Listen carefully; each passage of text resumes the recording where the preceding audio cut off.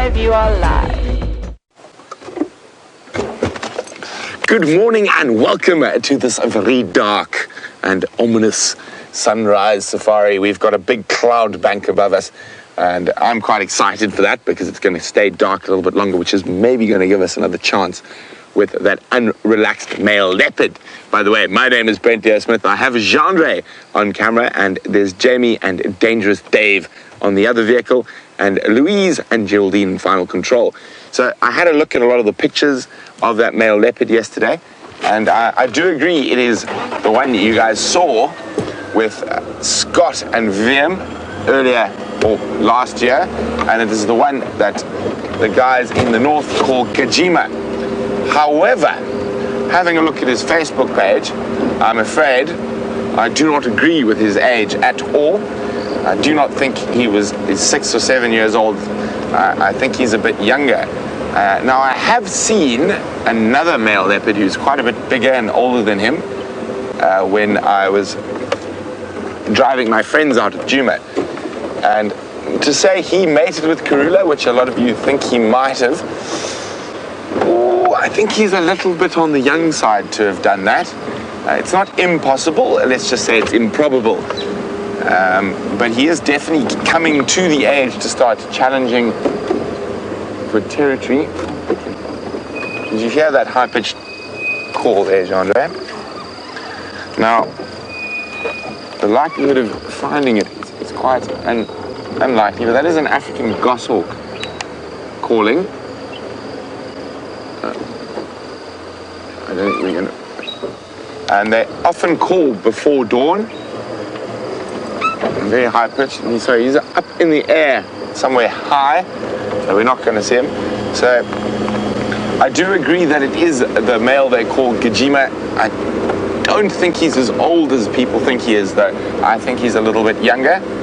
And I'm quite sure there's going to be maybe some agreement, some disagreement with me.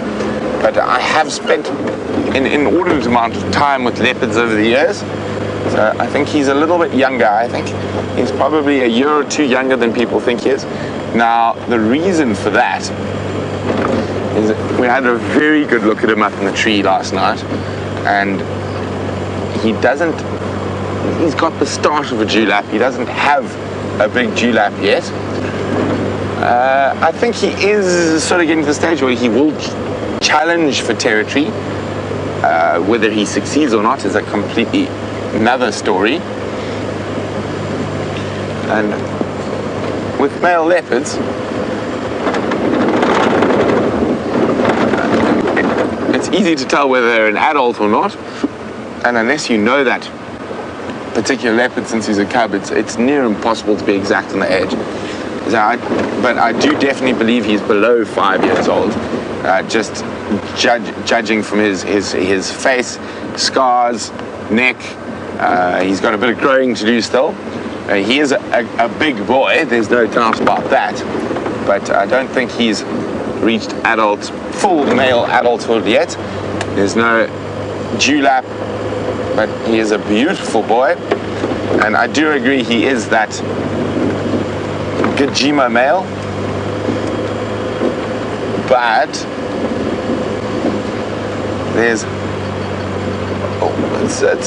it's always fun because I'm sure there's going to be lots of people who disagree with me, or at least people have something to talk about. But as I said, yeah, I think he's about 5.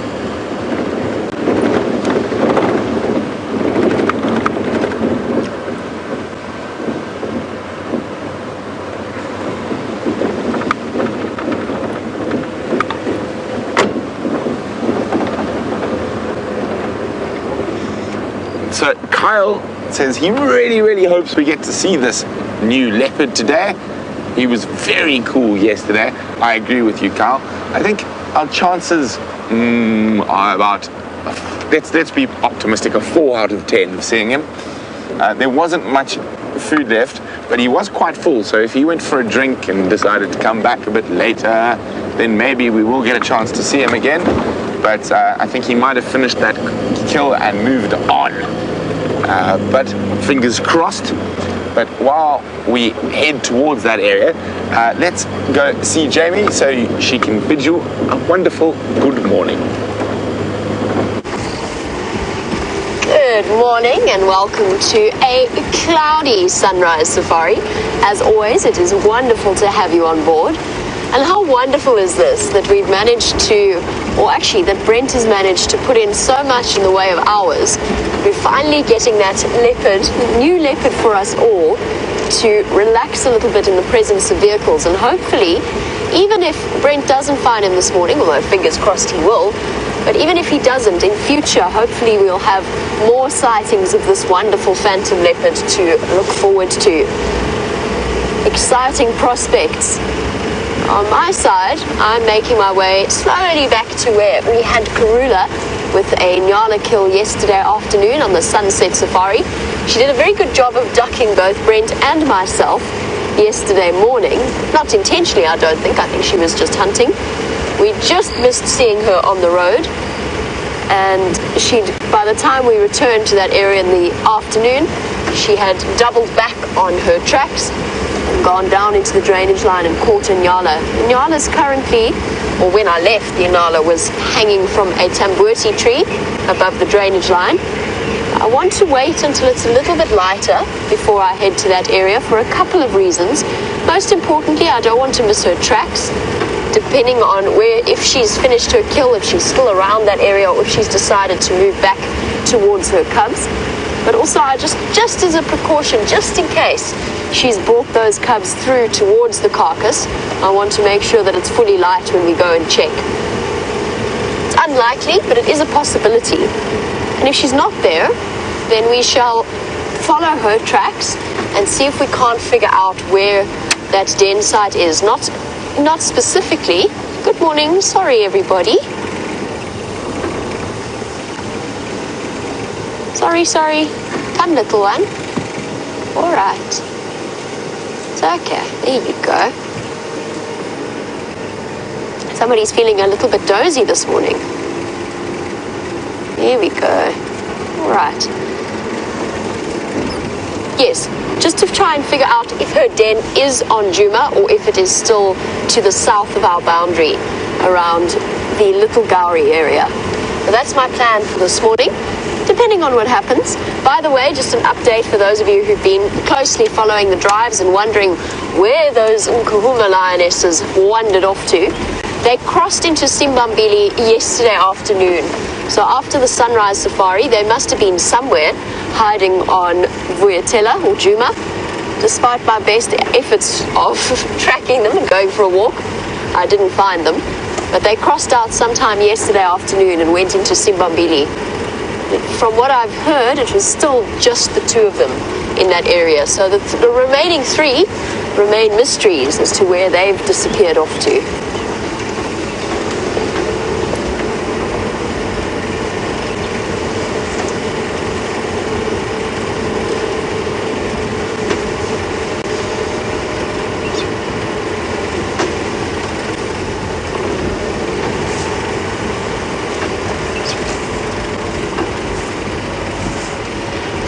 Good morning to Safari Guy, who is one of our newer viewers. And Safari Guy has commented on Twitter to say that he feels perhaps his questions might be considered a little bit too silly to ask. I promise you they are absolutely not. And in fact, we love hearing from new viewers because sometimes, and I know personally I'm guilty of it, I start to take the knowledge of the viewers for granted. A lot of our viewers have been watching for years and years, and so we launch into lengthy discussions without really touching on the basics. So Safari Guy, it's really not a problem if you send through questions that might seem basic to you, and the chances are they're probably not. Some of the best questions I've ever been asked have been preceded by the words, "This is a silly question, but..." And they hardly ever are. So there's very few questions I've ever been asked in my life that I would consider to be particularly silly, to the point that I felt like not answering or just rejecting them outright. I'll tell you that one of the silliest questions I was ever asked, and Safari Guy, I'm not saying that would be your issue at all, but it was with a volunteer who admittedly had asked some relatively interesting questions for someone who had been around the bush for about 3 or so weeks. But we were doing road clearing, which meant I took them out with pangas, like machetes, and saws and gloves, and off we went to go and clear the branches out of the road. Good morning, Duggar boys. Some dark shapes looming up out of the gloom. I'm not going to shine my lights on them.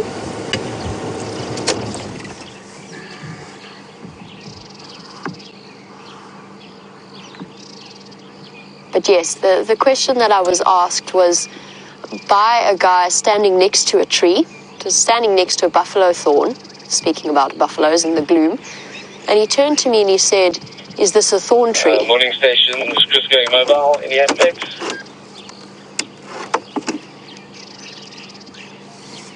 So I think that probably qualifies as one of the weirdest questions I've been asked. You know, it's different if you're watching through a screen to ask if something is a thorn tree.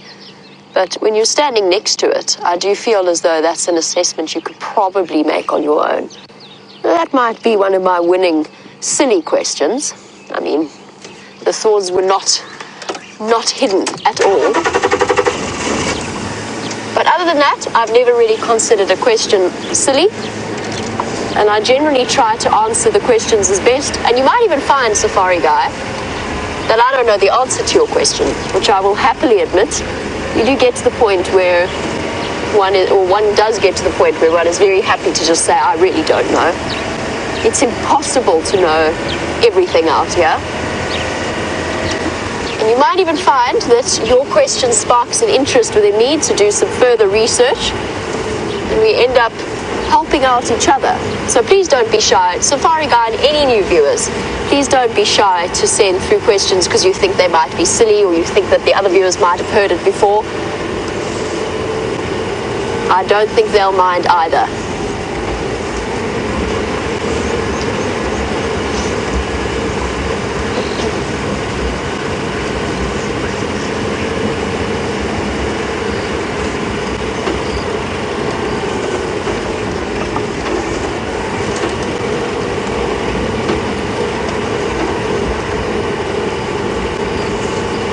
There we go. We have a question from one of our 12-year-old viewers, Sabrina.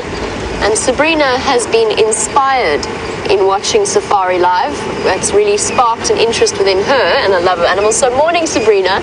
I really hope that you've been enjoying the work that you've been doing, the volunteering work you've been doing. I think it was, I'm not sure which zoo it was at, but I know that you were busy working there. But Sabrina wanted to know, she's been watching a documentary on Africa and wanted to know if we have monkey beetles in this area. So there you go. There's a question that I don't know monkey beetles. There's a lot of different insects that are named after monkeys. There's monkey moths, monkey owl moths. But I don't know specifically of any monkey beetles in this particular area, Sabrina. I'll double check that just to make sure when I do have an opportunity. But to the best of my knowledge, no, we don't get any monkey beetles. And I'd love to hear a little bit more about them. See if I can't learn something about an insect outside of my area of expertise. And Sabrina, what I would suggest as well is that you ask that question to Brent, because Brent has traveled much further up into Africa than I have. And he spent a great deal of time living around Central Africa, Gabon, Tanzania, all those sorts of areas. So maybe it's a beetle that is isolated to the more rainforest type areas. And perhaps he can answer that for you as well, whether or not he has any experiences with monkey beetles. We might even find, Sabrina, depending on what it is, that we do get them here, but we just call them by a different name. That does occasionally happen. There's never necessarily a consensus throughout the world as to exactly what an animal's common name is. And that, in fact, is why very often when you hear us talking about bird species, we'll often say a name and then correct ourselves and give a second name. And that's because for most of us, we've learned certain names as children and throughout our lives, and those have suddenly been changed due to the fact that people around the world are trying to sort of join.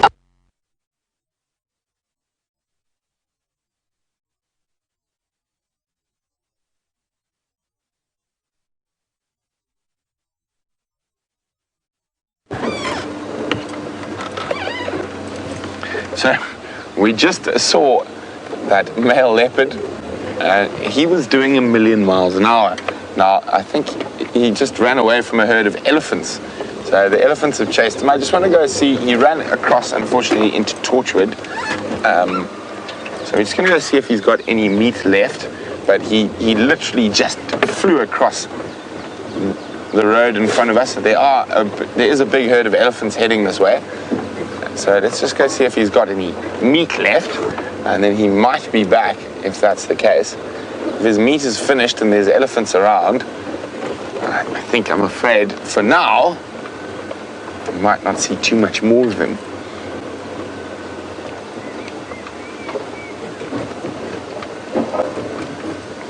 Well, I'm not seeing any tree climbing kudus.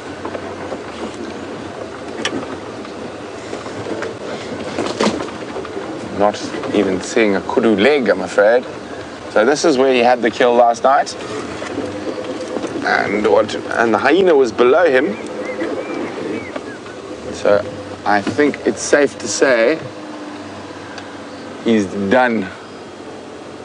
I'm going to go back to the road and see if he's maybe stopped. We might get one last visual of him. But I think those ellies have really spooked him.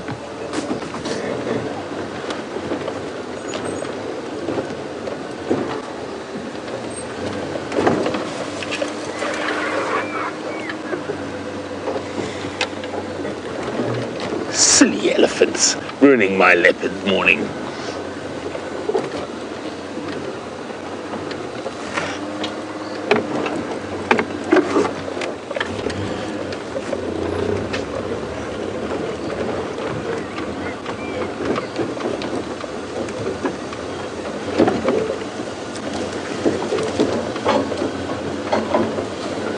So I know Jamie has just welcomed our new viewer, Safari Guy, who's wondering, do we ever leave our vehicle and track on foot? He said he's seen that on African safaris, people are encouraged to stay in their car to avoid attack and serious bodily harm. Well, if you are just a visitor, I think it's a very wise idea to stay in your car. However, for us who have had lots of time and lots of experience in the bush, we often leave our car to track. And strange enough, this leopard who just disappeared across the road, I found him on foot following where he had dragged that little kudu he had killed. So we do leave the foot. Actually, we do leave the vehicle. We do leave the foot. My goodness, it must be early. We do leave the vehicle quite frequently and head out on foot, specifically when there are tracks to follow. It's much easier often to find lions and leopards on foot when tracking than it is from the vehicle. So we do leave our vehicles, and when you come on an African safari, you can go on a bushwalk with an experienced guide, but you shouldn't do it by yourself. So this is where he ran across. He ran into these thickets here. I'm going to see if his eyes pop out and shine at us. But I definitely have the feeling that those elephants have really freaked him out.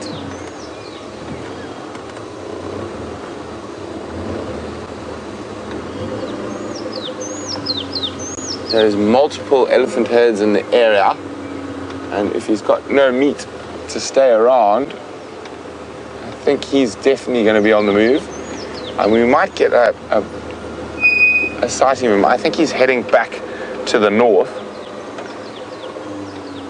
He has been seen mostly around the area of Kayamanzi in Buffelshoek, and he doesn't venture outside too often. Just going to keep checking here very carefully. Unfortunately, this is our eastern traverse boundary, so we can go this side and we can't go that side, and he went that way at some high speed.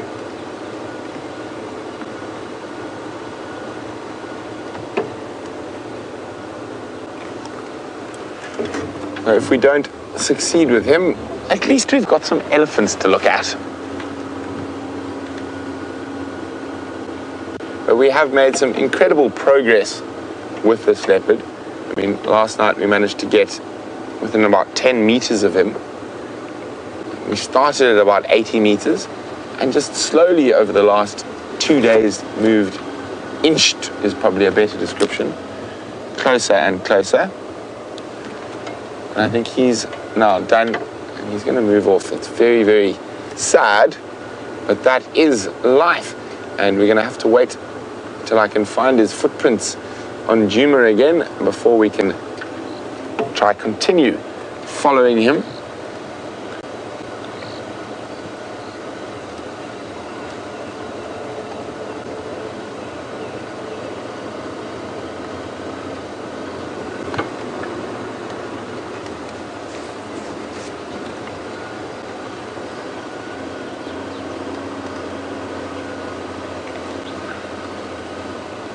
Now, quite often we can find out where they've gone from the alarm calls. There's quite a lot of cisticulars, which are a little brown bird in this area. And let's just listen for a second. There's a herd of ellies here, and there's another herd of ellies behind us. Megan is wondering, what is a dewlap? When I was chatting about his age, I mentioned the fact that he didn't have a well-developed dewlap. A dewlap is basically a big, thick piece of skin that hangs below his throat, and you get them in quite a few different animals. So leopards, eland, actually, from the antelope point of view, is a very distinct one that has a dewlap. And if we think about Tingana, he's got that big, thick layer of skin under his neck. Now, that is to defend themselves while fighting. I'm just trying to see if we've got... Ooh. Lions calling in the distance. Quite far away. Fortunately not, again, outside our Travis zone. There we go, we should have it. Jamie, Chris. And just turn that down while we're listening.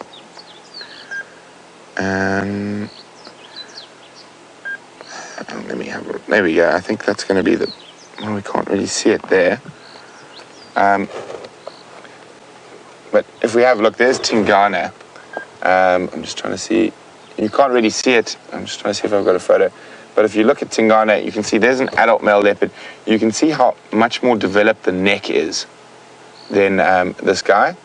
So the dewlap is this big fat layer of skin below the neck that will often hang when he's walking. Obviously, I'm going to try to see if I've got another picture where he's not mating. I might show the dewlap a little bit there. There, look at that. You can see that thick layer of skin below his neck. You can see how much bigger around the neck and head he is.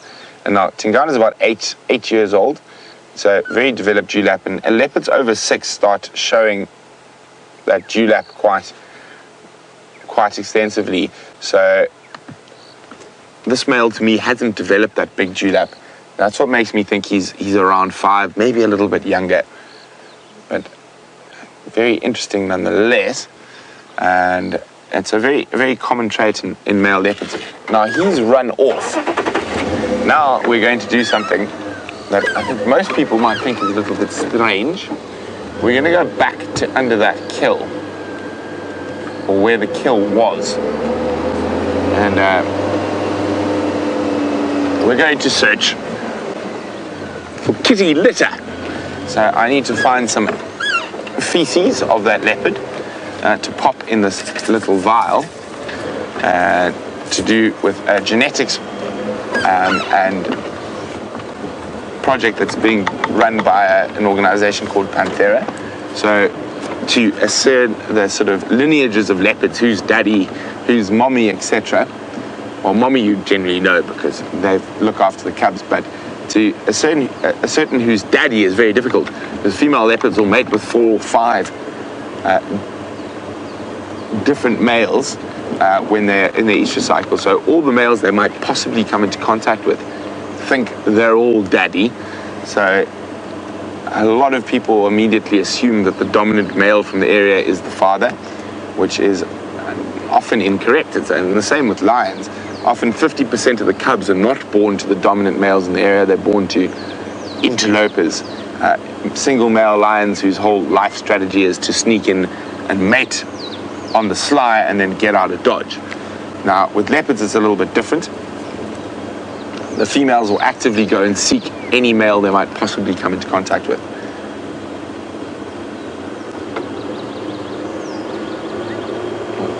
There's the kudu up ahead.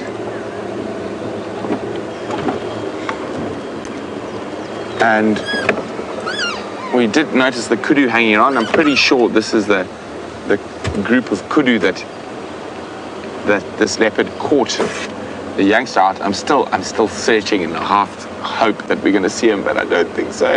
And I also want to go look for that scat before the elephants move in properly. But while I look for scat, we're going to jump on with Jamie, who's going to check what's happening around Karula's kill. Okay, so we've arrived back at the site of Karula's kill. As you can see, the top half of the Inyala is still safely tucked in her larder in the tambuerti tree. And there's still a lot of meat left on that carcass. So she will return. This is pretty much what I expected to find. I had a feeling she was not going to be around necessarily and that she might be back feeding her cubs. But you can see she's picked a nice tree in which to put her kill. It's nice and high. It's nice and stable as well, so it hasn't fallen out. The only way that she could risk losing it now is if a tawny eagle or a batalier comes and dislodges it from the branches by feeding on it. But hopefully it will stay here and we will have a chance to see her a bit later. In the meantime, let's have a look at one of the scavengers of our mystery leopard's kill. So as we got back to the tree, there was a hyena that was checking to see if there was any titbits left, but obviously decided there wasn't any. So we thought it might hang around a little bit longer. So we're on the dung quest, or the leopard scat quest. Now I'm hoping the hyena hasn't eaten the leopard scat, which they do. Oh, there's another hyena.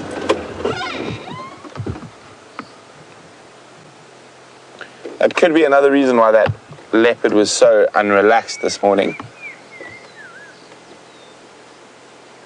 No, he came down the tree and he went that way, so I'm going to look for scat slightly to the northeast of us here, and hopefully I am able to find some.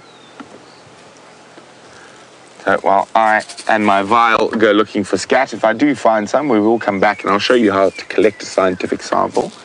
But till then, let's go see what Jamie's up to. You've arrived at the perfect time if you want to watch me do a 20-point turn in order to turn around. Now, Dave, you were with Brent when he fell into the hole yesterday morning and got stuck trying to do the same thing. So are you feeling slightly nervous, Dave? That's good. That was a good answer.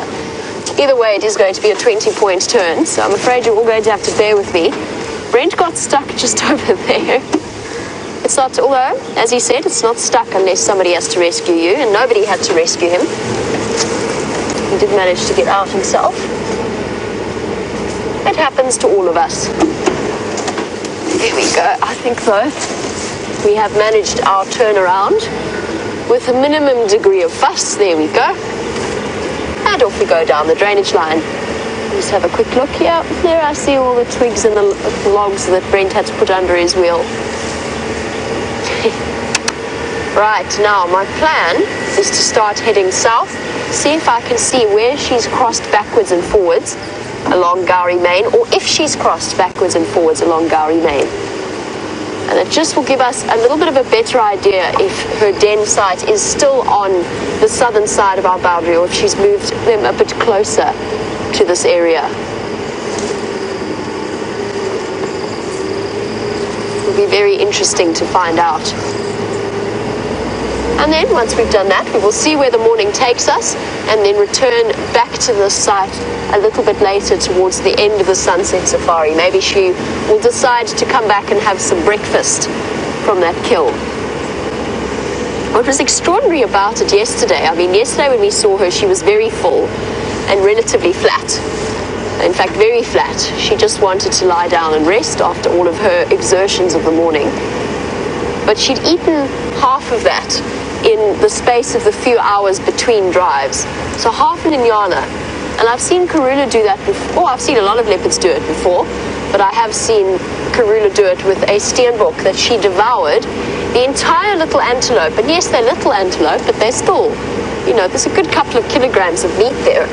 And I saw her devour the entire thing, from hooves to nose to skull. Every single part of that antelope was eaten except for a tiny piece of jawbone. So although we always think of the hyenas as the bone-crushing experts, leopards are not equally capable of eating large bones, but they are definitely capable of crunching bones. It's one of the reasons why leopard scat does occasionally turn white. The difference is with hyena scat turns very, very white, almost all of the time. Whereas with leopard scat, it doesn't always do that, even despite the amount of bones that they consume. And that's because not only are a hyena's jaws better suited for chewing the bits of bone, a lot of the time leopards cough up in the same way domestic cats cough up hairballs. The leopards will cough up big chunks of bone and hoof. But they will also, their digestive system is also not adapted in the same way that a hyena's is. So a hyena has incredibly powerful stomach acid, far, far more acidic than any of the other animals out here. And that's the way that they go about or are adapted to digesting the bits of bone that they eat and utilizing them in a far more effective manner. So that's why we usually see the whiteness of the bone coming through in hyena scat rather than regularly in leopard or lion scat, despite the fact that all three of them are capable of consuming bone, particularly with young animals. Thank you, Dave. Dave just turned off my headlights for me. Now on a cool, cloudy day like this morning, it just makes tracking a little bit more difficult. Spotting the tracks, particularly with leopard, is not always the easiest venture in the world. I seem to remember I lost signal here, so let's go around.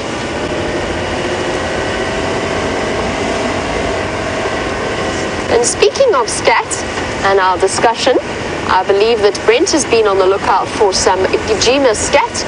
Let's see if he's found any, and perhaps we can go and observe the scientific process at work.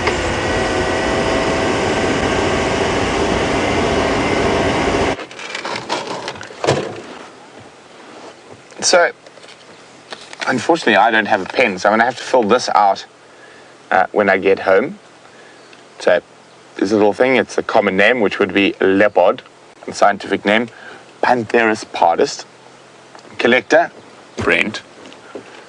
Sample number, I think this will be my sample number 4.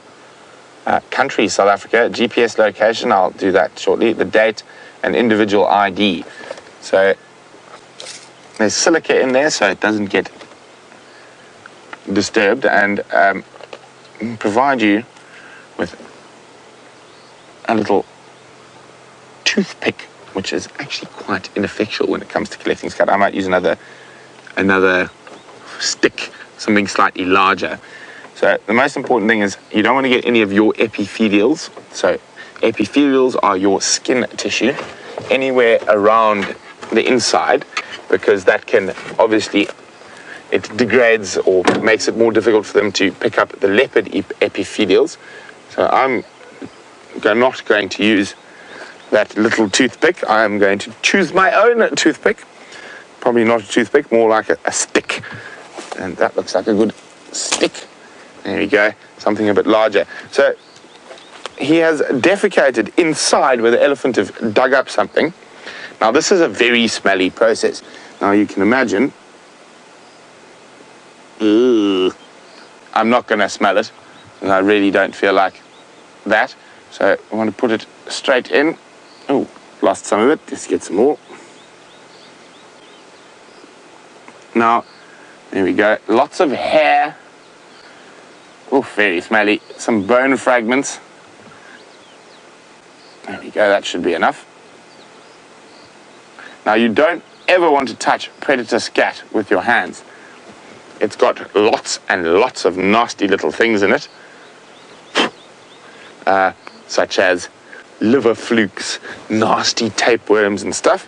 But there we go.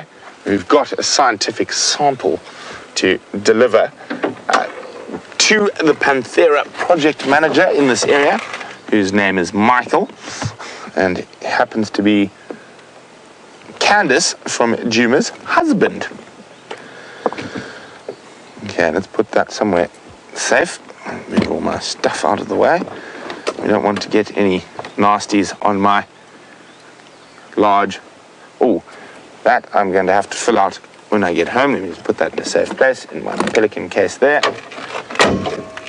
There we go. We have collected some scat. So if he is related to one of the leopards in the Sabi Sands, that'll be picked up from the DNA.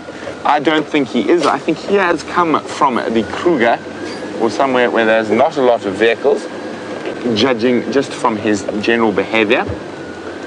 But we have done what is needed to be done here, and unfortunately he has run into Torchwood, which is to the east of us, so we're not going to be able to see him again today.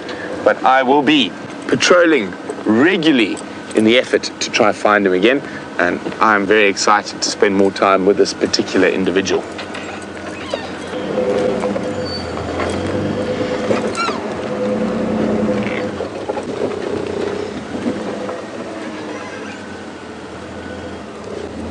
Oh, there we go, through the hole. So, let's go see what else is out and about on Djuma Private Game Reserve. Hopefully, I think we'll go catch up with those ellies that I wanted to get to before they got to underneath that tree, which would have made it far more difficult for me to collect scat.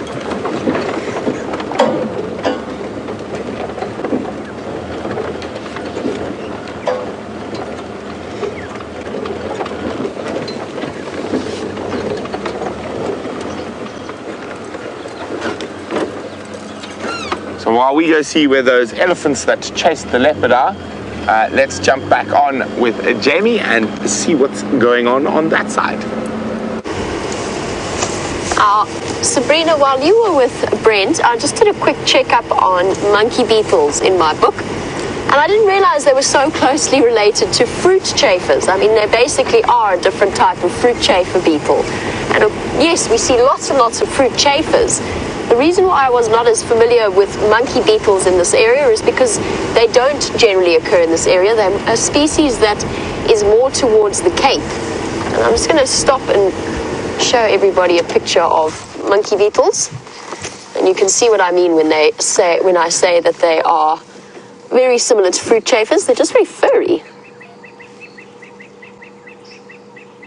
There we go. There's a whole range of them here.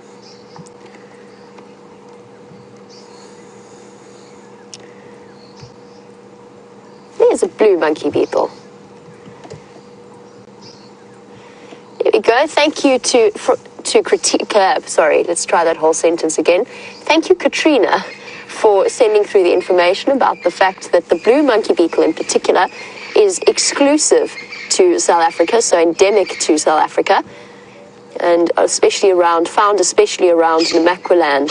And if we just have a look at the maps of the different monkey beetles, we can actually see there's the blue monkey beetles map, so the Namaqualand around here with the green.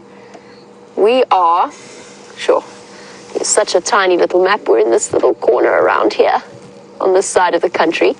But if we go down the page and we just look at the distribution maps, there are all types of fruit chafers that are essentially based around the Cape. Thank you very much, Sabrina. I learned something new today. These are the common, I'm just trying to find you an example of a nice common fruit chafer that we see regularly. This is a nice one, the regal fruit chafer that we've seen on bushwalk before. Very, very attractive beetles. Beautiful. We saw lots and lots of them at the beginning of summer. Okay, no, I'm not going to go through every fruit chafer that we could see. We could be here a very, very long time. It's all part of the sort of the scarab, or very similarly related to scarab beetles, the fruit chafers and the monkey beetles. There you go. Thank you, Katrina, and thank you, Sabrina, for that little lesson in monkey beetles. Right, on towards the southern boundary. In the meantime, Brent has found those elephants that were wandering around close by. We see the beautiful color coming through in the east, and we've just seen those elephants, and I think they've just smelt that leopard again. Judging from his behavior, he charged off, so maybe the elephants are going to chase the leopard again. We might get a visual of him, but now even the elephants are being slightly difficult. It charged off to the east. Do you see the Eddie from up there, John? There he is. Oh, we're just going to see a grey bottom, or maybe a speck of grey through. Switching color is implemented. Here we go. You can see the leaves moving, but I do guarantee there is a herd of elephants there. Unfortunately, as I said, it is on our outside of our traverse area. So what we're going to do is we're going to turn around and see what's happening in the south, see what is out and about, and very interesting, or not very interesting, very expected. So Jamie heading towards Karula, there was always the chance she wasn't going to be there. So when a female leopard's got cubs and she's made a kill, she will traverse between where that kill is and where she's denning with the cubs. Now these cubs are getting close to 2 months old, so she might start taking them to kills. So fingers crossed that in the next day, while she's got that Inyala kill, she might even bring the cubs to us.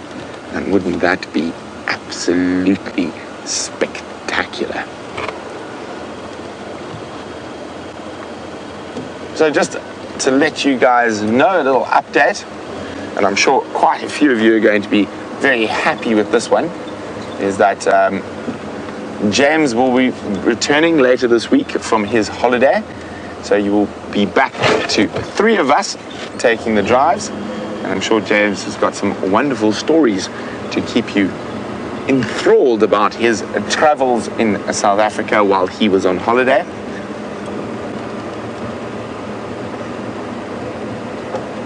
And it'd be great to have him back.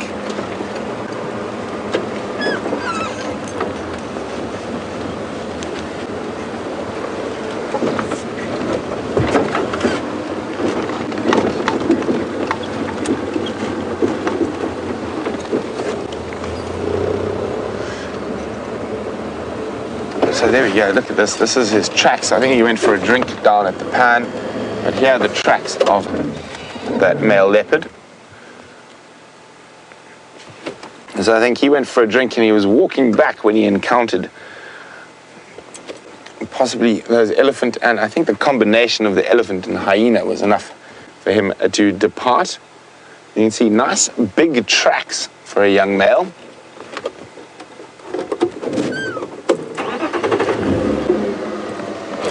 So I did get a report from my friends in the West that they think Tingana might have crossed back into Djuma last night.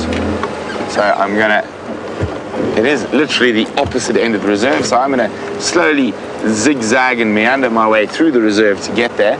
Let's see if we can find those tracks. So we might not be able to see our special leopard, and I must say I thoroughly enjoyed spending the last 2 days getting closer and closer and closer to him, and hopefully we'll have that opportunity again in the not too distant future. But for now, let's go see what else is out and about. And while we move through there, I think it's time to put you guys to work and let us think of something to get you guys going and kickstart this early morning safari.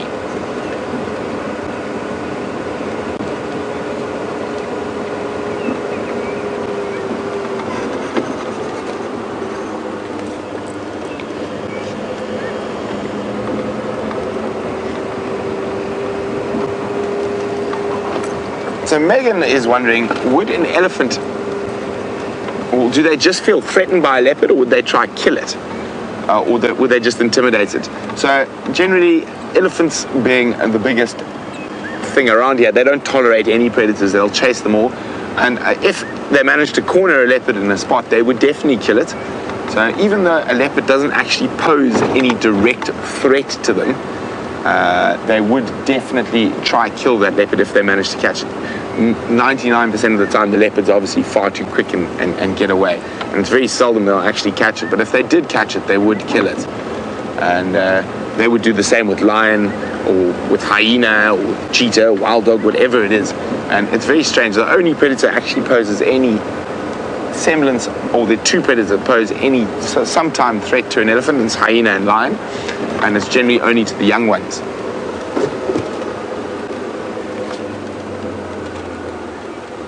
Let's just see if anyone, no, I mean up and down here. So, oh, I did see, where's it gone now? I'll keep looking out for it.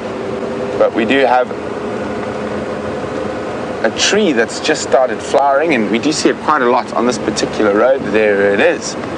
Now, this is a brain teaser of note.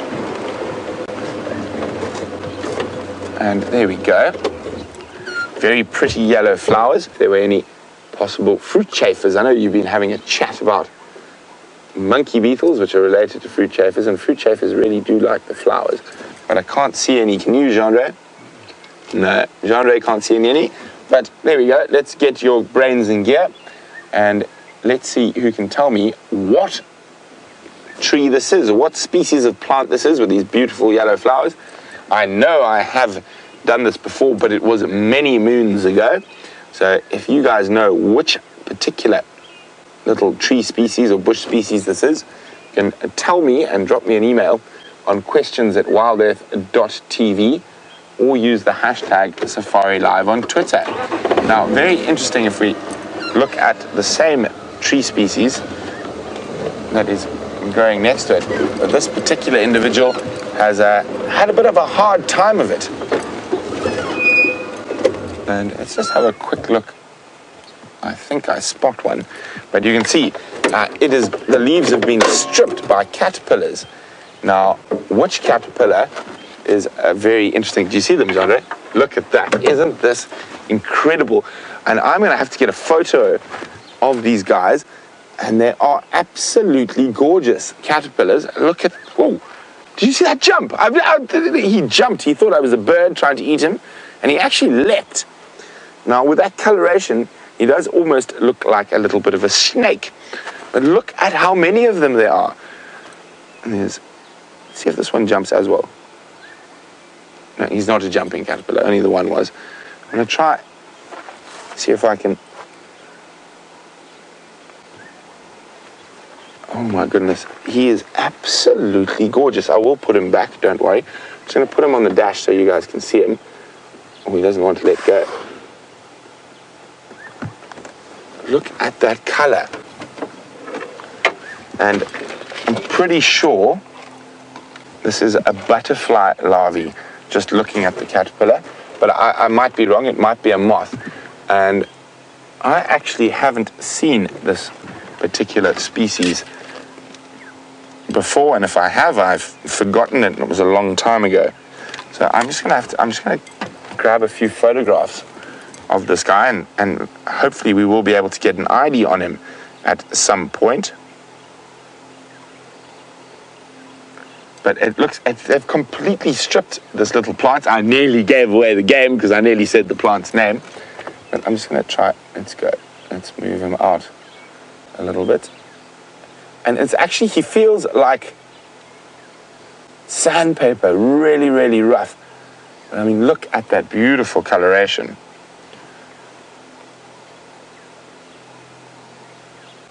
Now, to get an idea, I'm just going to take a couple of pictures. That is stunning. Absolutely amazing. Oh, Jean, you're very clever with your camera work there. So I can zoom a bit closer in on my phone then. And there we go. Now let's put him back. Oh my goodness. Is it still a bit too, there we go, look at that.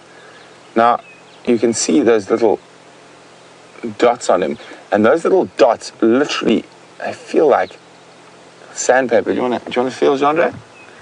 So I know I'm making it difficult for Jean-Andre, but it is incredible. He's really, really rough. And that's unusual because most of these little inchworms and caterpillars are really soft feeling. Now he's almost got armored plating. Oh, absolutely stunning. Now, I can't even see the eyes on it. So that's what I'm looking for at the moment.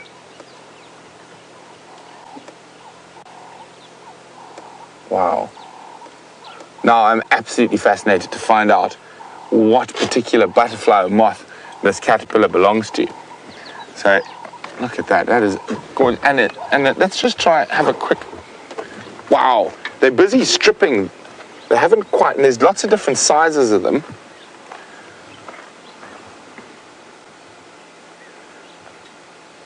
Oh, he looks much happier. Immediately grabbed on, but now you need to let go of my finger, chump. There we go. Now, there's quite a few different sizes of them on these bushes. So we've got quite a few of these little trees, and again, I nearly gave away which name it is. So, I mean, if we look here, there's been some leaf stripping, and there are a few of them, but they definitely seem to be moving this way. I mean, look at this. There's almost not a leaf left here, and there's 1, 2, 3, 4, 5. Wow. Then we go to the next. Look, there's about 4 leaflets left, but no caterpillars on here. Can you, I might have to move the vehicle to show you. Actually, let me move the vehicle. It's going to be easier, otherwise I'm going to give Jean-Andre a very difficult job.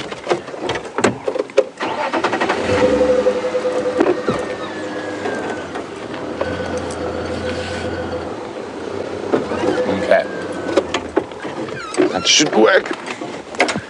So as I said, it looks like they're moving through the bushes, and they sort of started in this general area and they're now onto here. But if we look at the base of the tree, you see all these little black spots. I'll try to collect some. Now, there's a couple of different things under the trees. Now, there's caterpillar poo, and there is the little bits of leaf that have fallen down from being fed on. That is absolutely amazing. And you do get certain species that will literally completely wipe out. And you must remember, a lot of butterfly and moth species are very specific in their host plants. So this is all that they will eat. They'll only eat the specific plant.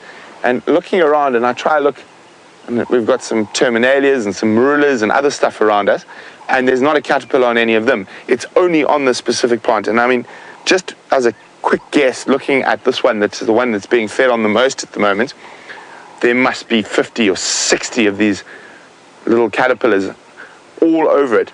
So a lot of, as I was saying, a lot of butterfly and moths are very, very specific in their host plant. Now, their host plant is the one they'll lay their eggs on, and the one that so the caterpillars will feed off. And in a lot of cases, these different host plants, especially with things like monarchs and acrias, will be the reason that they become noxious as adults. So they'll feed off and take the toxins from the different plants they feed off, and then that continues through into an adulthood, and that's why they can fly sort of la-ti-da around and not worry about being eaten. I do have my butterfly book. I thought I had my butterfly book. And I'm just going to have a quick look in the back of the book to see if there's anything that feeds off that particular plant. Again, I nearly gave away the name. I'm getting better at this. Often I used to give away the name. And okay, apparently we do have some answers to the name of that plant that is being feasted upon by the butterflies.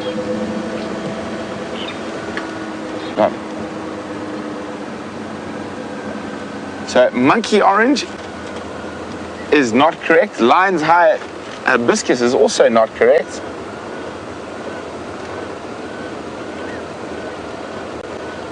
Charlie, porcupine flower, no, that's also not correct. Weeping wattle, it is not.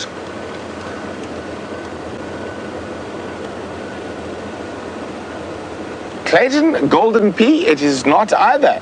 Oh, have I found a plant to stump you guys? Oh, sorry, who said Shambok pod? John said Shambok pod. You're in the right family, John, but the wrong tree. So John is in the right sort of family, but he's got the wrong tree. It is a relative of the Shambok pod.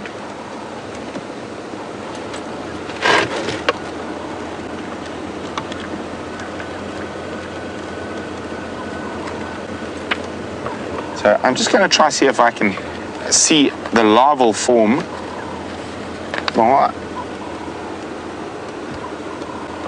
So while we try to figure out what possibly that caterpillar turns into, let's go have a look at Jamie, who's watching the sun appear in the east.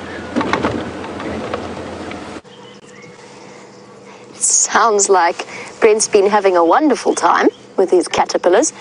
In the meantime, I've stopped on our southern boundary just to appreciate the strangeness of the weather over the last few weeks, that transitional period between our wet season and our dry season. And actually that sort of ties into what I was thinking about with those caterpillars, is just how amazing it is that the animals have delayed those crucial parts of their life cycles, like laying eggs and producing caterpillars, for a time when there is a little bit, or there has been a little bit more rain. It's just incredible to me that they are capable of doing that, and the way that they have responded to the drought. The grass has shot up far more than I ever expected it to, and the insect life has blossomed more than I expected it to. I honestly thought the rains had come just that little bit too late for it to have an impact, but it just goes to show just how resilient an area like this truly is. I've just had a very interesting chat to Roy from Arathusa. Some of you may be familiar with him, some of you may even have been guided by him. Roy tells me a couple of very interesting things. First of all, the Nkuhumas are on Simbambili all five. So they have reunited once again, and were chasing buffalo around Simbambili last night. Hopefully they will decide to come back at some point. Second of all, he thinks that Karula's den is on our side of the boundary. He doesn't think that she's still on Little Gowrie, which is to the south of us. And that's basically what I've come to check, is if her tracks do not cross the southern boundary from last night, chances are she's no longer denning to the south. She's moved her cubs back towards us. It's all guesswork, of course, and until we see them, we will not know. But it's just an interesting little aside. And I'm checking very, very carefully as we drive along down this road that she hasn't crossed, because that will tell us a great deal of information. Generally, leopard cubs that tiny will be fed. She will go back to them as often as possible, at least once a day. So she would have taken the opportunity to go back to them last night, and that would have been the reason that she's left that kill hanging in the tree for herself to come back to later. There was one other interesting, oh yes, there's tracks of wild dogs around Nkoro, heading west. So Nkoro's quite far to the east of us. along the boundary, but as you know, and especially on a cool morning like this morning, they could eat up that ground in a matter of minutes and come bounding unexpectedly onto Djuma. And all things change, as you know, when wild dogs decide to pay us a visit. Everything ups the gear, including our vehicles. And I'm just thinking about Chandre on the back of the vehicle with Brent. Shame. With his sore foot, he's going to be clinging on for dear life with his foot sort of trying to dangle out of the side if the wild dogs do decide to come and join us. There's no such thing as a slow and gentle morning when they come around. Those are all of the updates from my side. We're just going to keep checking along the southern boundary. Let's see if Roy's right.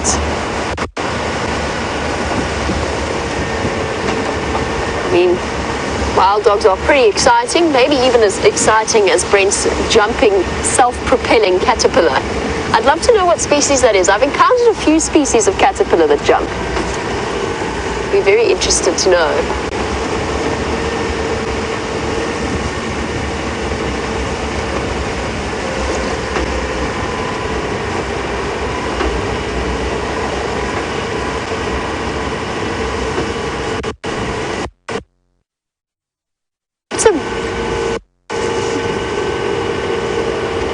Very good idea from Julianne. Something that I sort of vaguely suggested a little while back when we were looking at the tortoise track, and I said to the guy, or I said to the viewers, maybe you should screenshot the different tracks we've got around and that we show you, and you can start building up your tracking knowledge that way, especially for those of you who want to come and visit. So Julianne is going to, or wants to keep a tracking log of screenshots of the different tracks, kind of like the bird list that a lot of our viewers keep, and I think that's a brilliant idea. And you can even superimpose arrows to show direction and the differences between the different tracks. So you would like Impala and Waterbuck and other such tracks that maybe we don't always stop for.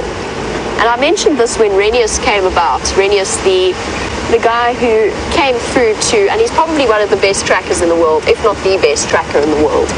He's been all over the place to teach people about tracking. And our downfall, all of us as guides, was antelope tracks, because we've got so used to stopping for leopard tracks and lion tracks and tracking those animals that we've got a bit rusty on our antelope tracks. So maybe what we should do is Julianne's idea of stopping for the different, maybe more common tracks, but the ones that we don't always stop for. And we can all learn, or I can rehash my tracking lessons of old, and you guys can start keeping a log of the different tracks. The biggest problem, of course, at the moment is the light. It's going to be very tricky for us to find a nice track to show you that comes through nice clearly, but I will do my best, I promise. We'll see if we can't find a nice track for you. And it's important. It is very, very important that stuff gets to years ago.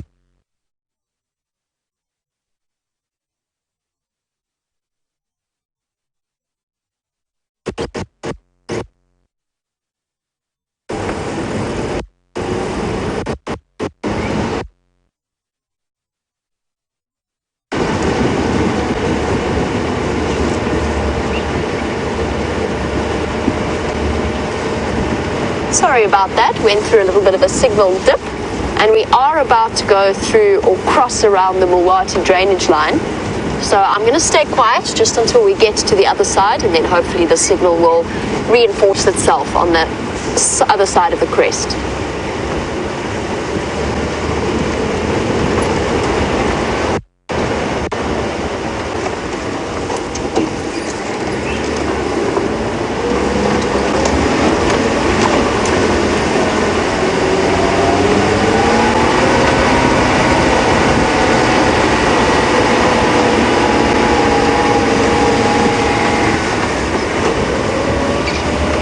That should be a little bit better. No tracks for Karula crossing south.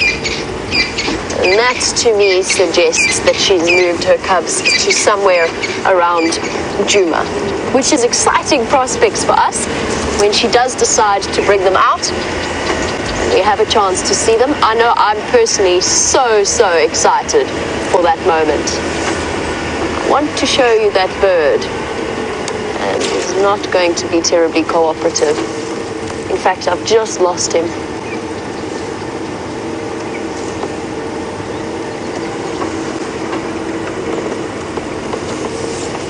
It was a scimitar, but they're very tricky to get on camera. We haven't managed all that frequently. Right, I'm going to go off and search for different tracks to show you. Let's find out if Brent has some answers to the question that he gave you and an answer to the ideal Nat caterpillar.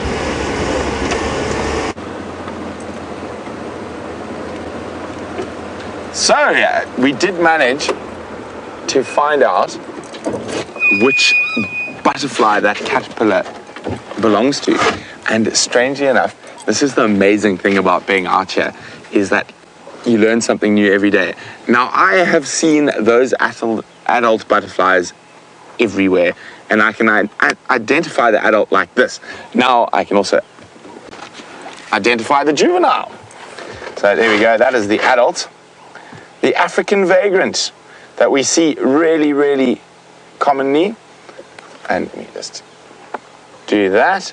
There is the caterpillar like we just saw.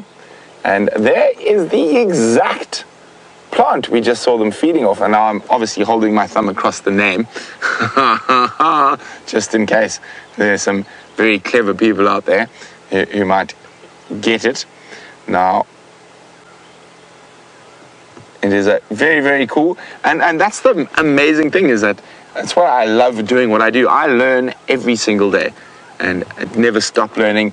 And I think even the day you think you know it all about the bush is the day you are very incorrect. So anyone who thinks they know it all needs to go back to school. I mean, look at that. We've just seen another one, and the leaves are stripped on there, and there's probably another caterpillar on there. Look at that.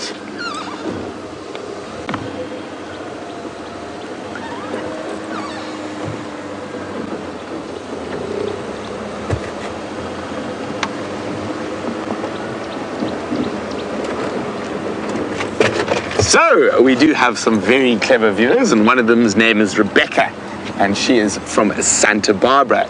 And Rebecca is saying that in their area, they have a butterfly that is host to the senna species. That one is called the monkey pod, and the very particular sulfur butterfly feeds off that senna. And here we have African vagrants that feed off that senna.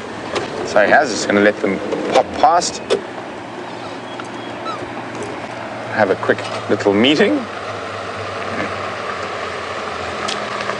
How's it, Orbs? Morning, everyone. Yes. That Ingrid got chased by a dwarf, and he ran into Torchwood. So if you go past Pipeline Junction, there's that first mitre drain. You ran across there, and there's lots of dwarf in that area as well. Cool. Good luck. Cheers, guys. Have fun. So that was Aubrey from Djuma with his guests. So I was just letting him know where that male leopard across the road, in case he might be able to catch up with him.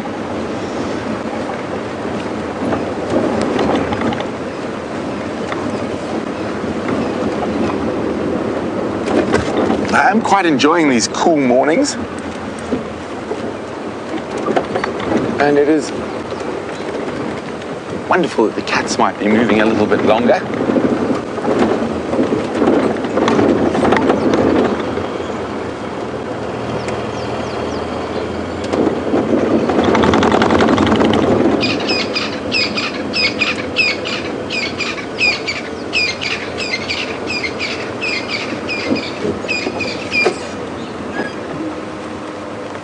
So X-Ranger is wondering, how did I know which end was the right end to check for the eyes? And he said, jumping caterpillars are certainly a first for him as well. Now I've got... Okay. And since we don't have the live caterpillar, we do have the book. Now, if we look, and you can see where the legs are, you can definitely see that very big round area, and when I was looking at that particular individual, you could actually see his mouth parts. See, you can see the round head and then the tapered off tail. And they've actually got legs right on the end of the tail. So that's how I knew which side to look for his eyes. And they're very nondescript and almost invisible in this particular species. Now, if we look at other caterpillar species, now I saw a nice... The hornbills are talking much better next to us. Where's that one I was looking for, that particular picture? Well, not the one I was looking for, but you can actually see the eyes a lot more clearly in this little caterpillar, which belongs to one of the yellows, which we also see here. Look at all these talking hornbills, making so much of the noise. You just roll forward, you'll get a better view, Andre. Yeah, crossing the threshold. There we go. Red-billed hornbills. Tok, tok.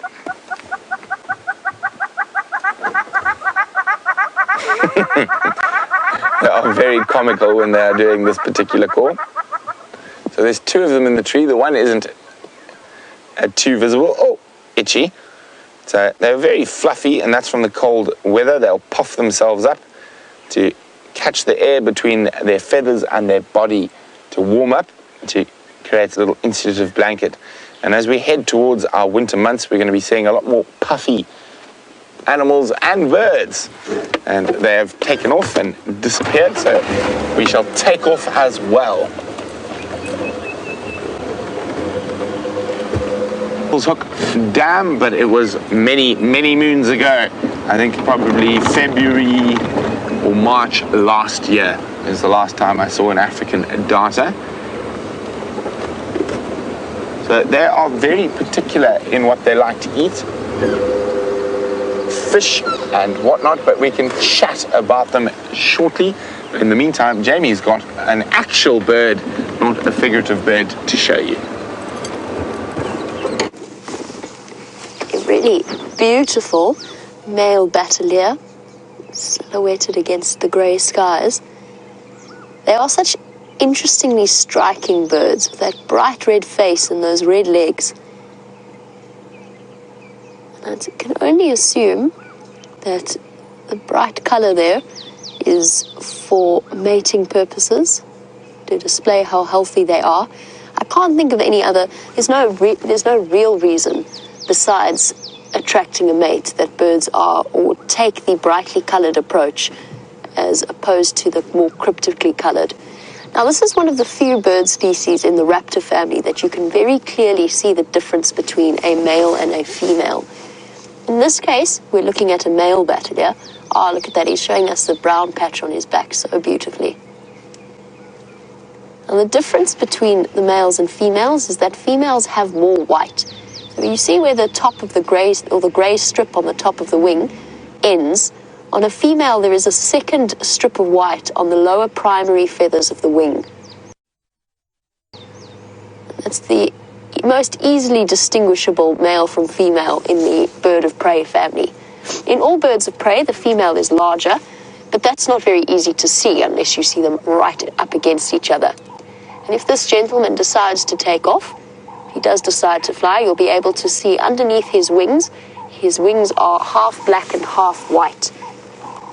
In the females, they are almost completely white underneath, with just a thin strip of black outlining the primary feathers at the bottom. What I'll do is I'll just find you a picture so I can show you exactly what I mean. I think they might be one of my favorite birds to see. They are so incredibly regal in their stance. So it is a snake eagle.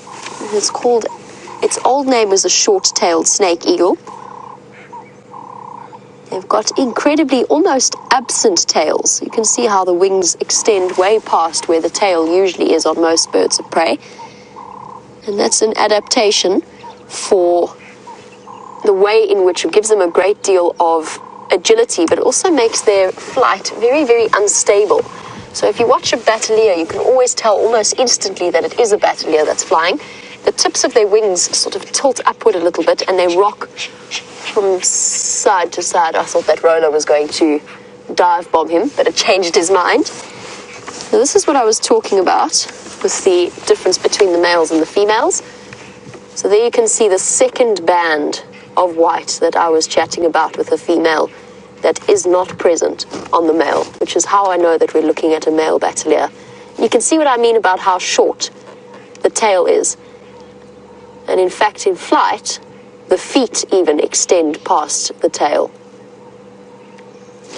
And there you can see what I was chatting about when they take off, with the female at the top, that's just a thin strip of black underneath, and then the half white and the half black of the male. Now, it's also important to remember that rocking motion, the way that they fly, because a juvenile Bateleur, as with most juvenile birds of prey, is what we would sort of maybe describe as nondescript. Very scraggly, quite scruffy looking birds, and can be or could be considered to be quite difficult to tell apart from the other juvenile birds or even browner birds of prey. But it's that rocking flight motion that really gives them away. Now, apparently the name Bateleur comes from a famous French tightrope artist. So descriptive of the way tightrope walkers rock from side to side. A way of describing the way in which the Bateleur flies. I've spoken to quite a few French people, and I'm not sure how many French viewers are watching us this morning, or people with lots of experience in France. I've never found a single French person that knows what on earth I'm talking about when I tell them that the name Bateleur comes from a French word and the name of a famous French tightrope walker. So it has become something of a, I mean, that's where I've been told that the name comes from, and I think that's what all of us know, that the name, or where the name has come from, but I've never managed to get confirmation from anybody who's ever heard that who would be in a position to know. One of those funny aspects of the way in which animals are named.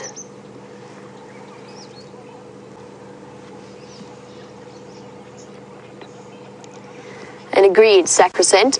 I also really enjoy sitting watching them and seeing them perched, and I just wanted to show you at first before I try and get a little bit closer, but I am going to try and get a bit closer. I wanted to drive down this road anyway. But we very often see them flying over us. We get a brief view. But we do know this family that lives on this road. I'm just at the junction of Leadwood and Mumba, for those of you familiar with our geography, so on the eastern side.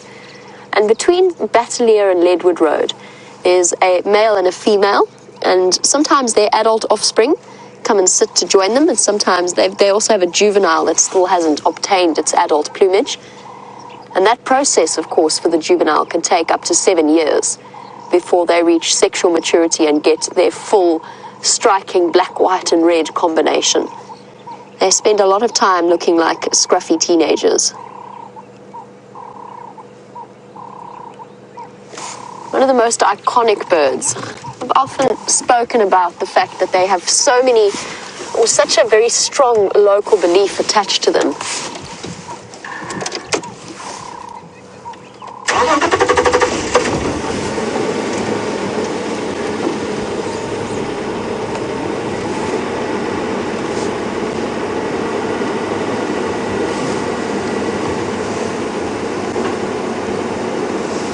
It's doing a very interesting gulping motion. Let me see if we can't get a slightly better view. As I was saying, there is a local legend attached to the Bateleur, that the Bateleur is essentially either seen as the embodiment of the Creator, or it is seen as the first creature ever created, and it watched the first sunrise from its perch in a tree, just like this one, and it will be there when the last sun sets across Africa. Just an interesting little legend that is attached to them. Now, Penny, who is watching in South Africa, Penny was just talking about the name Bateleur. Ooh, somebody is all puffed up at the moment. That's a way of stretching out the little ligaments and tendons and the muscles that are connected to the feathers, stretching them out, realigning them, and then putting them all back together again, relaxing them. That's why he's puffed out like that. Now, Penny tells me that apparently there was a huge furore when the name Battalier was put forward as to be changed to the name short-tailed snake eagle. I actually remember that. It's a funny one because we actually started this morning talking about the consensus about the naming of birds and trying to make it the same across the world, across the globe, for the common names of birds. And it's interesting that the Battalier managed to keep its original name. I like the name Battalier. I also really like the name Djuma, and I'm quite sad it was changed to African Harrier Hawk. Makes total sense. I mean, I don't have any rational reason for feeling that way. Djuma is just a more interesting sounding name. And the grey lory as well. I mean, the grey go-away bird, to me, the grey go-away bird sounds like a child named it, which isn't, I suppose, is necessarily a bad thing. And it makes sense because they're actually more closely related to plantain eaters rather than the lory family itself. So yes, I see the logic. Perhaps it's just that I was a little bit set in my ways in knowing the different names for birds as a kid. And now having to change that. The long-tailed shrike is another one. It's now changed to magpie shrike. That one I actually quite like. I'm quite a fan of that name change. And then it gets even more complicated when you get to the flycatchers and the wren warblers and the scrub robins. That, like the Hughlins scrub robin, that now has a completely different name, and I can't even for the life of me remember what it is now. It's totally escaped me. It's like having to relearn everything that you once knew. What do you think, mister? Do you like the name Battalier, or would you prefer to be known as Mr. Short-tailed Eagle, Snake Eagle? Doesn't quite have the same ring to it as Battalier.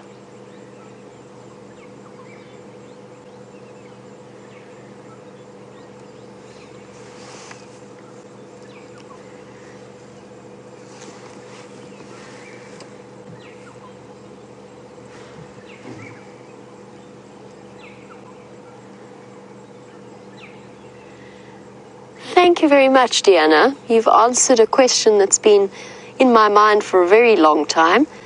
Now, apparently in the 1800s, or the late 1800s, Deanna's been doing some research and discovered that, yes, a French circus performer or a juggler might have been termed a bastelier. I'm so sorry if any of you are French or fluent in the French language. I'm sure my pronunciation is mangled.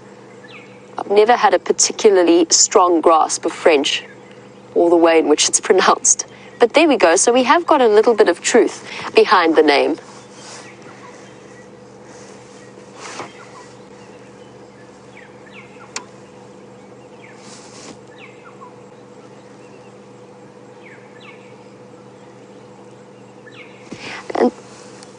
And Georgianne, just confirming what I mentioned earlier, that the reason we're talking about circus performers in association with this bird of prey that is sitting in front of you is the side-to-side rocking motion that they do when they fly. And welcome, Georgianne. Georgianne was watching in Illinois and is one of our very regular viewers, or very long-term viewers as well. Okay. I think let us leave our beautiful Battalier in peace and see what other things we can find.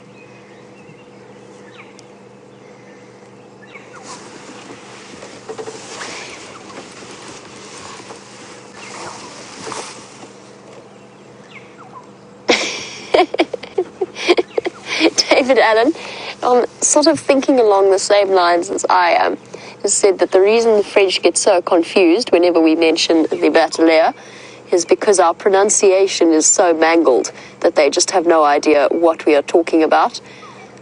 And you've also said through the correct pronunciation, Battaliere. Does that sound right? I can imitate a sound if you make it for me. I just don't necessarily know how to pronounce it if I... that might have been a little bit Germanic.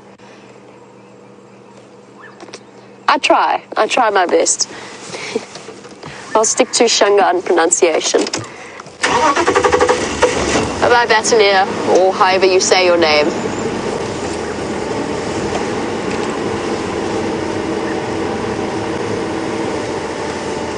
It's also apparently very good luck to have a batelier, hello, defecate on you. I can say from very close call, very close experience, that I would not consider it to be. There he goes. And immediately that squirrel. Alarm calling. Well done, Dave. What was I about to say? I got distracted by him flying away.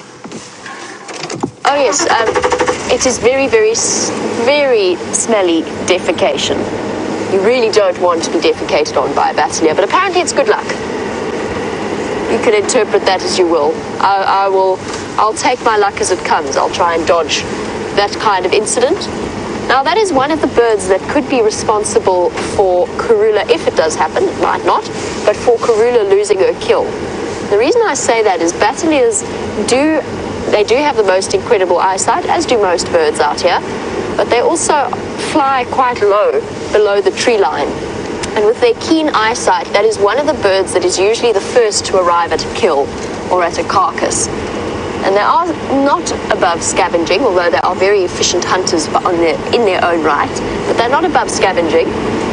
And what very often happens, or frequently happens, particularly with a small kill in a tree, is that the bateliers and the tawny eagles start to go and feed on it. And they dislodge it from the branches of the tree, and it drops to the ground, and it will obviously be while the leopard's away having a drink or resting up in the shade away from the kill. And that then puts it at risk of a roaming hyena encountering it and making off with it. And very often vultures will follow bateliers. Apparently you saw, with Karula's last kill around Treehouse Dam and with Brent, apparently you did see a juvenile batelier feeding off it and having dislodged it from the tree. So it just goes to show that they are regular culprits in terms of finding and dislodging kills. And that's why vultures, if they see bateliers starting to descend and they see a tawny eagle start to descend, they might decide that it's worth their while going across to investigate. It's interesting how animals learn to survive by observing the behavior of other animals. Hooded vultures, for example, and even white-backed vultures will fly behind a wild dog pack because they know that they are almost guaranteed to get at least something of a meal while the wild dogs move through an area. They are just such efficient hunters, and they eat very, very quickly, and then off they go again to find something else to feed on, leaving the lucky vultures behind to enjoy the scraps